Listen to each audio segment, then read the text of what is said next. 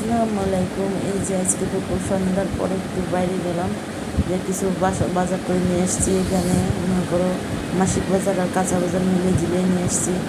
এখানে মাজুনি নিয়েছি প্রায় 6টার মতো ফোম আর স্টিল ধরে 6টা নিয়ে এসেছি মাজুনি।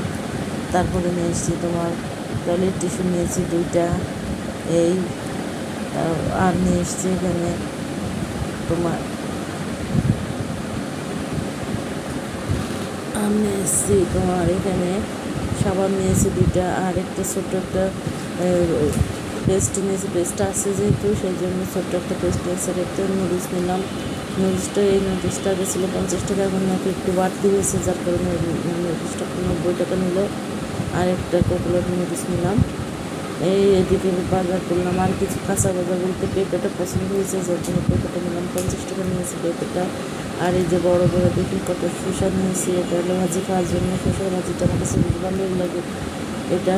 আর কহি তো ভাজি করে খাবো এটা। আর ডিমটা 1 ডজন ডিম নিয়েছি, তার জন্য দাম নিল বেশি। আর এখানে বিস্কুট নিয়ে এসেছি ছোটো প্যাকেটের বাচ্চাদের জন্য, 3টা ডিম বানিয়েছি। আর লিকুইড নিলাম। এই আজকে বাজার করলাম। যাই হোক, সরি, আর আছে একটা চিনি নিয়ে এসেছি 2 কেজি। এই আজকে বাজারটা কেমন হয়েছে জানিও। আর লাইক কমেন্ট শেয়ার করো, তোমরা সাবস্ক্রাইব করো একটা। তোমরা যদি সাবস্ক্রাইব না করো তাহলে আমি কীভাবে আগাবো বলো।